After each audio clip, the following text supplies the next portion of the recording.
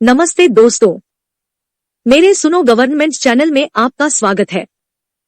मैं हूं अनीता चौहान, पत्नी Shri Prempal Singh Chauhan, deputy manager, National Fertilizers Limited, Nangal. आज के वीडियो में एम्प्लॉइज पेंशन स्कीम से संबंधित एक नई जानकारी देने के लिए मैं आप सबको मेरे हस्बैंड श्री प्रेमपाल सिंह चौहान से मिलवाती हूं, जो इस विषय के जानकार है। तो चलते हैं। दोस्तों नमस्कार, उम्मीद करता हूं आप सब अच्छे से होंगे। दोस्तों ये मेरा व्हाट्सएप नंबर दिया हुआ है, यदि आप संपर्क करना चाहते हैं तो इस पे संपर्क कर सकते हैं।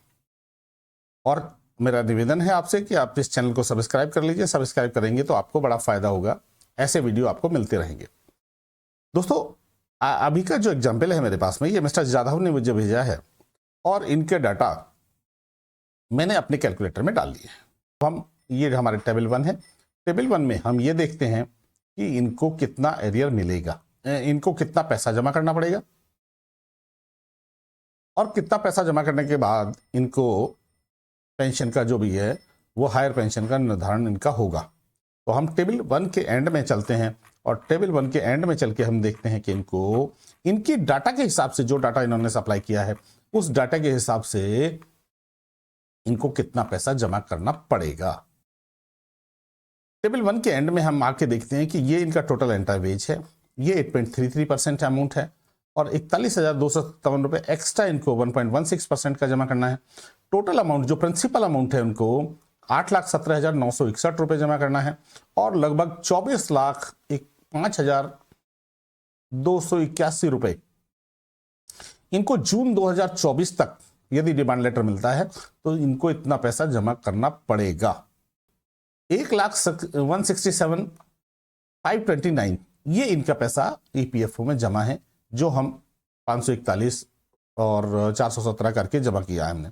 ये टेबल 2 में हमने इसकी टोटल समरी दी हुई है ताकि इनको समझने के लिए आसानी रहे।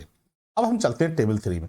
टेबल 3 में हमने इनके पैसे की वैल्यू कैलकुलेट की है कि इन्होंने ईपीएफओ में जो पैसा जमा किया है उसके पैसे की वैल्यू क्या है। और टेबल 4 में हमने इनके एवरेजेस कैलकुलेट किए हैं। तो अब हम देखते हैं इनके एवरेजेस कितने आते हैं।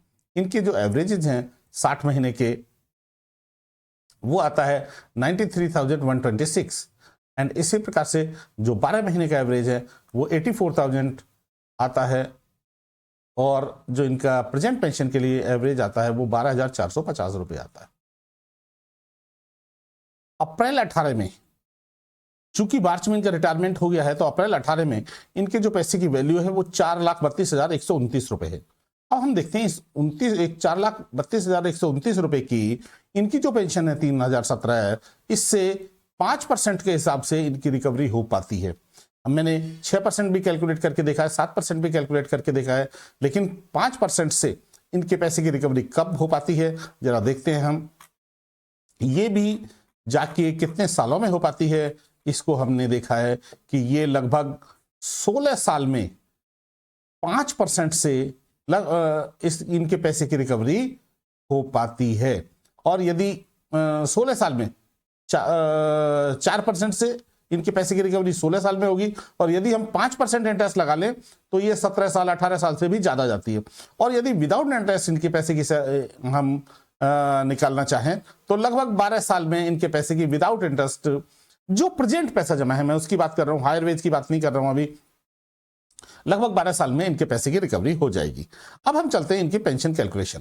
इनकी जो पेंशन कैलकुलेशन है, देखिए पेंशन कैलकुलेशन में इनकी 25 मार्च 1960 इनकी डेट ऑफ बर्थ है। इनकी डेट ऑफ बर्थ है 1 मई 90 को इन्होंने ज्वाइन किया है। लगभग 5 साल इन्होंने एफपीएस में सर्विस की है। 85 रुपीज इनका कंपनसेशन है और इन्होंने लगभग 22 साल से ज्यादा, लगभग 23 साल सर्विस की है। तो इस तरह इनका लगभग 480 रुपए फैमिली पेंशन स्कीम का कंपनसेशन इनको मिलेगा। अब हम इनकी देखते हैं इनकी प्रेजेंट पेंशन। इनकी प्रेजेंट पेंशन जो मैं कैलकुलेट कर पाता हूं, हमारे हिसाब से इनकी पेंशन बनती है, ये पूरा सिस्टम ये है दिया हुआ है, लगभग 3,046 रुपए। लेकिन देखिए इनको पेंशन मिल रही है 3,017 रुपए। तो मैं इनसे कहना चाहूंगा कि आपको पेंशन ये कम क्यों मिल रही है, आप इसकी इंक्वायरी कर लीजिएगा। और यदि हम 60 महीने के हिसाब से कैलकुलेट करते हैं तो इनकी पेंशन बनती है 32,898 रुपीस। और यदि हम प्रोरेटा कैलकुलेशन करते हैं इनकी, तो इनकी पेंशन बनती है 30,189 रुपीज। और जो पीछे मेल आया था तो उस मेल के हिसाब से यदि इनकी मंथली इनकम हम देखें, इनकी मंथली पेंशन हम देखें 2014 से पहले, मंथली सैलरी देखें तो वो 87,422 रुपये है। और इस हिसाब से जब हम कैलकुलेट करते हैं तो इनकी पेंशन आती है 28,189 रुपीज। इस तरह इनकी पेंशन तीनों केस में, चारों केस में ये बनती है। अब हम फाइनल समरी देखते हैं तो समरी के हिसाब से लगभग 24,52,281 रुपए इनके ईपीएफ में जमा होंगे यदि ये पूरा पैसा जमा कर देते हैं जून 2024 तक। ठीक है जी, ये पैसा इन्हें जमा करना पड़ेगा और इनके पैसे की वैल्यू है 4,32,129 रुपए। इस तरह 28,37,000 इनके जमा होंगे और 2,26,000 इनको पेंशन का एरियर मिल जाएगा। 22,38,900 इनको इनकी पेंशन का एरियर मिल जाएगा। इस पेंशन का एरियर मिल जाएगा यदि इनको पूरी ये 60 महीने का पेंशन लागू होती है तो इस तरह 24,65,175 रुपए इनको एरियर मिल जाएगा और बाकी सिर्फ 3,72,000 रुपए इनके बचेंगे, जो लगभग 11 महीने में विदाउट इंटरेस्ट और 12 महीने में विद इंटरेस्ट भी विद 7% इंटरेस्ट इनकी रिकवरी हो जाएगी।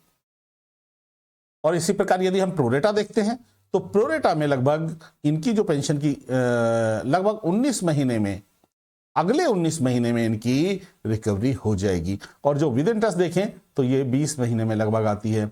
और यदि हम इनका ये हायर पेंशन वाला जो मतलब मंथली वेज वाला सिस्टम है ये लागू होता है तो लगभग 14 महीने में इनकी रिकवरी हो जाएगी। और मैंने इनको समझने के लिए ये कैलकुलेशन भी की है कि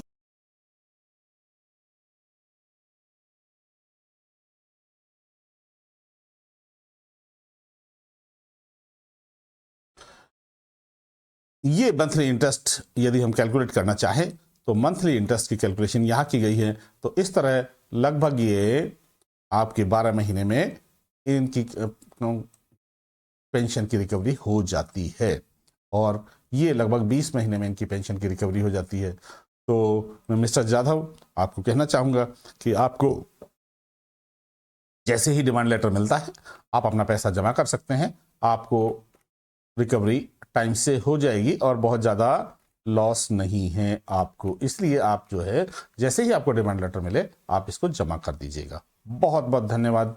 मैं समझता हूं आपको ये वीडियो समझ में आया होगा।